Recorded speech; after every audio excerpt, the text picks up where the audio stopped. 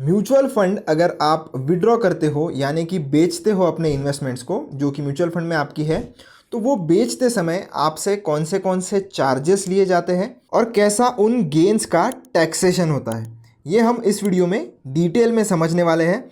क्योंकि दोस्तों काफ़ी लोगों को एक्सपेंस रेशो के बारे में पता होता है। म्यूचुअल फंड में जब हम पैसे इन्वेस्ट करते हैं तब भी कोई चार्ज नहीं होता है, सिर्फ एक्सपेंस रेशो होता है। पर जब हम इसे विड्रॉ करते हैं तो उसके लिए आपसे एग्जिट लोड भी लिया जाता है। और दूसरा, अगर आपको गेन्स हुए हैं और वो अगर एक स्पेसिफिक अमाउंट के अगर ऊपर है तो उस केस में आपको टैक्स भी पे करना पड़ेगा। टैक्सेशन को हम डिटेल में स्टडी ही करने वाले हैं, पर पहले हम इस एग्जिट लोड को समझ लेते हैं। तो उसके लिए मैं आपको एक एग्जांपल से समझाता हूँ। तो मैं उसके लिए ज़ीरोधा का जो कॉइन का प्लेटफॉर्म है वो ओपन कर लेता हूँ और ये हम एग्जाम्पल ले रहे हैं ICICI prudential blue chip fund का। आपके पास जो भी स्कीम होगी, अगर आप कोई दूसरा ऐप भी अगर यूज़ करते हो, आपको सिर्फ उस स्कीम का नाम टाइप करना है और उसका एग्जिट लोड ढूंढना है। अब एग्जिट लोड दोस्तों अलग अलग परसेंटेज में हो सकता है, अलग अलग टाइम फ्रेम के लिए हो सकता है। टाइम फ्रेम से मेरा मतलब है कि किसी किसी फंड का 1 साल का होता है, किसी किसी का 90 डेज़ का होता है। अक्रॉस कैटेगरीज भी अलग होता है। इक्विटी कैटेगरी के लिए आपको ज़्यादा दिनों का एग्जिट लोड दिखेगा, डेट कैटेगरी में आपको बहुत कम या ना के बराबर एग्जिट लोड देखने के लिए मिलेगा।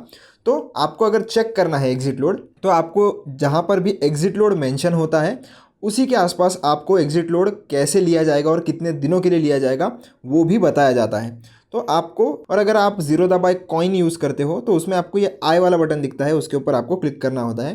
तो जैसे ही आप क्लिक करोगे आपको ये इन डिटेल बताएगा कि जब तक 1 साल पूरा नहीं हो जाता है आपके इन्वेस्टमेंट को, तब तक आपकी जो इन्वेस्टमेंट्स हैं वो अगर आप विड्रॉ कर लेते हो तो उस केस में 1% का एग्जिट लोड आपसे लिया जाता है। 1% का exit load as a penalty आपसे लिया जाता है। और अगर 1 साल से ज़्यादा आपकी इन्वेस्टमेंट को हो जाता है, 1 साल से ज़्यादा अगर आपकी इन्वेस्टमेंट को अगर हो जाता है, तो उस केस में आपसे कोई भी एग्जिट लोड चार्ज नहीं किया जाता। अब जैसे कि आपको मैंने दिखाया कि इसमें 1% का एग्जिट लोड है, और अगर आप 1 साल के पहले इन्वेस्टमेंट विड्रॉ करोगे तो। अब वैसे ही डेट कैटेगरी का भी देख लेते हैं। तो मैं ये डेट पर क्लिक करता हूँ और इसमें हम कोई भी लिक्विड फंड का देख लेते हैं। तो HDFC का एग्जांपल लेंगे। अब यहाँ पर आप एग्जिट लोड अगर देखोगे तो बहुत ही कम है कंपेयर टू इक्विटी फंड्स, इसमें बहुत ही कम एग्जिट लोड होता है। और अगर आप ड्यूरेशन भी अगर देखोगे तो इधर डे वाइज है।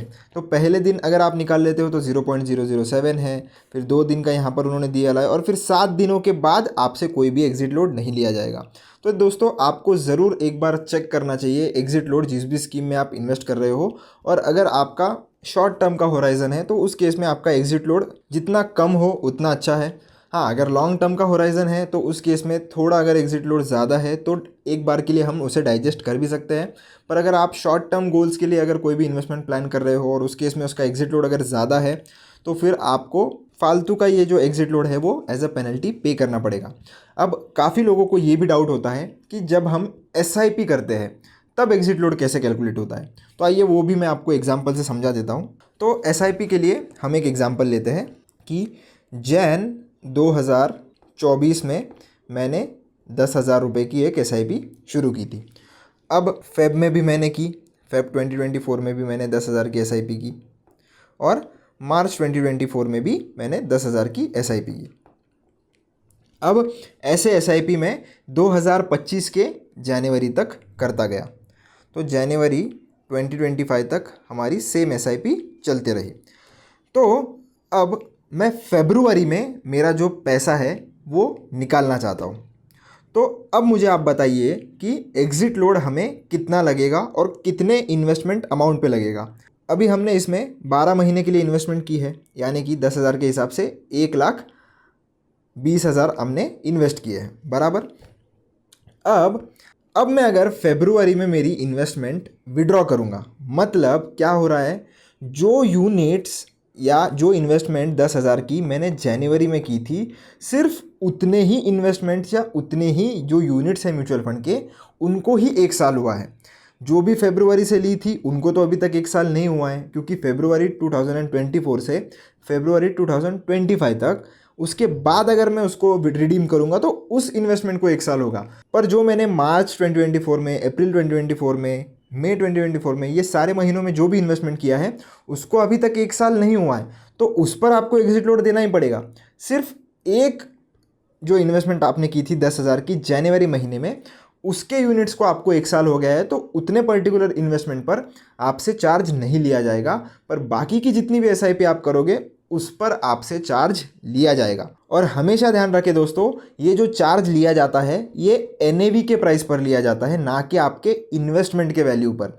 यानी कि अगर आपको उसमें गेन्स हुआ होगा, जैसे जनवरी 2024 में एनएवी की प्राइस 100 रुपये थी और अब वो बढ़कर 120 रुपये हो गई है, तो 120 जो एनएवी की प्राइस है उस पर 1% आपसे एग्जिट लोड लिया जाएगा, ना कि जब आपने इन्वेस्ट किया था तब एनएवी की वैल्यू क्या थी उस पर। तो अगर आपकी इन्वेस्टमेंट प्रॉफिट में रही तो प्रॉफिट के हिसाब से एनएवी का एग्जिट लोड लिया जाएगा, और लॉस में भी रही तो उस हिसाब से एनएवी अगर नीचे भी गई होगी तो वही एनएवी पर आपसे एग्जिट लोड चार्ज किया जाता है। और अगर आप लमसम करते हो तो लमसम में बहुत ही सिंपल कैलकुलेशन है, जिस भी डेट पर आप इन्वेस्टमेंट करोगे उस डेट से जिस डेट पर आप आपकी इन्वेस्टमेंट रिडीम करोगे उस डेट तक आपको 1 साल हो जाना चाहिए अपने इन्वेस्टमेंट या जितना भी एग्जिट लोड का टाइम फ्रेम उस पर्टिकुलर स्कीम में है उतना हो। अगर गया हो तो उस केस में आपसे एग्जिट लोड नहीं लिया जाएगा, अगर नहीं हुआ है तो जितना भी उन्होंने बताया है उतना एग्जिट लोड वो चार्ज करेंगे। अब ये तो हमने देख लिया दोस्तों एग्जिट लोड कैसे कैलकुलेट करना है और कैसे लिया जाता है। अब हम टैक्सेशन की ओर बढ़ते हैं। तो टैक्सेशन समझाने के लिए दोस्तों मैं इस पर्टिकुलर फ़ोटो की मदद लेने वाला हूँ, क्योंकि आपको एक बात समझना है कि जब भी आपको किसी म्यूचुअल फंड का टैक्सेशन देखना है तो आपको ये ध्यान में रखना है कि वो कैटेगरी वाइज होता है। और म्यूचुअल फंड की मेजरली 3 कैटेगरीज होती है। कौन सी?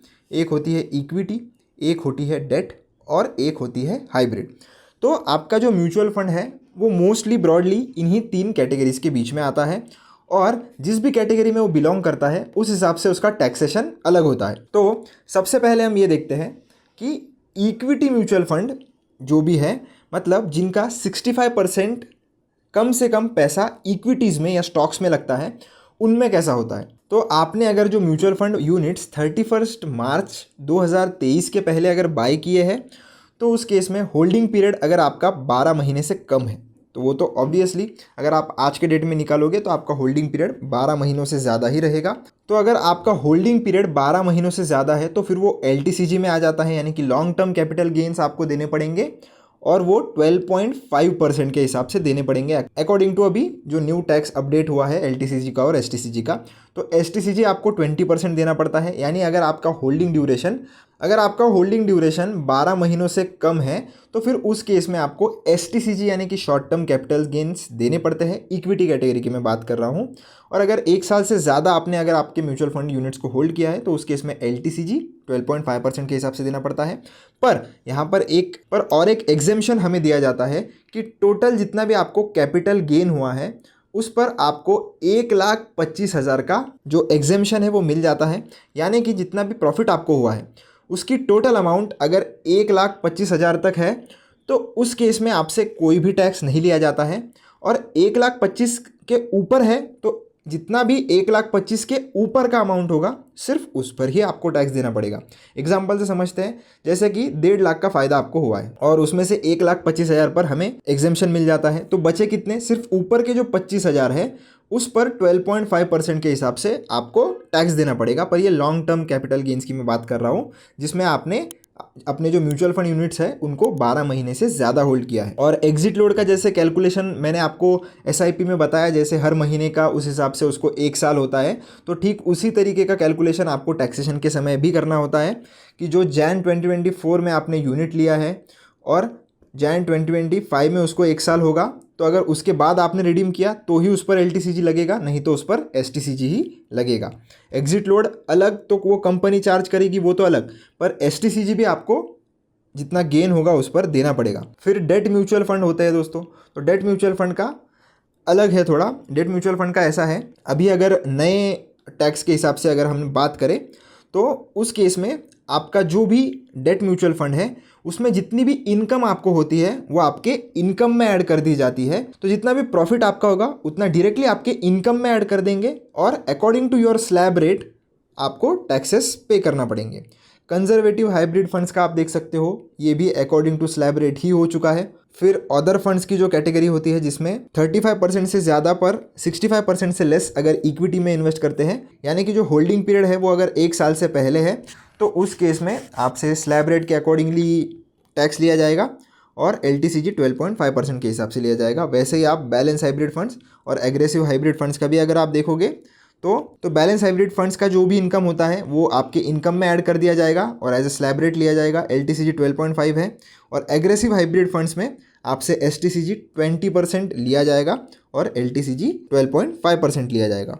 तो ऐसे कैलकुलेशन होता है दोस्तों अक्रॉस कैटेगरीज, अलग अलग कैटेगरीज में अलग अलग जो टैक्सेशन है वो होता है। तो जब भी आप इन्वेस्टमेंट कर रहे हो और अगर आप टैक्स प्लानिंग भी कर रहे हो तो आपको ये देख लेना है कि आपका जो म्यूचुअल फंड है वो कौन से कैटेगरी के अंडर फॉल करता है और उस हिसाब से ही आपको आपकी जो टैक्स प्लानिंग है वो आप कर सकते हो। तो होप दोस्तों कि आपको ये समझ में आ गया होगा कि कौन से चार्जेस आपको विड्रॉल के समय देने पड़ते हैं। बाकी के कोई ऐसे मेजर चार्जेस इंक्लूड नहीं होते हैं। यही 2 मेजर चार्जेस होते हैं। एक है हमारा एग्जिट लोड जो एज अ पेनल्टी हमें पे करना पड़ता है और दूसरा हमारा टैक्स। तो ये दोनों चार्जेस ऐसे हैं जिसको आप अवॉइड नहीं कर सकते। एक बार को अगर आप इन्वेस्टमेंट ज़्यादा टाइम के लिए होल्ड कर लोगे, जितना भी उन्होंने टाइम दिया है उससे ऊपर, तो एक बार को आप एग्जिट लोड स्किप कर सकते हो। पर फिर अगर आपको प्रॉफिट हो जाता है तो टैक्स से तो आप बच नहीं ही सकते। तो इसीलिए दोस्तों आपको ये नॉलेज होना बहुत ही ज़रूरी है। आशा करता हूँ आपको वीडियो अच्छा लगा होगा। वीडियो अच्छा लगा हो तो लाइक कर देना, चैनल को सब्सक्राइब ज़रूर कर देना। मिलता हूँ नेक्स्ट वीडियो में। धन्यवाद।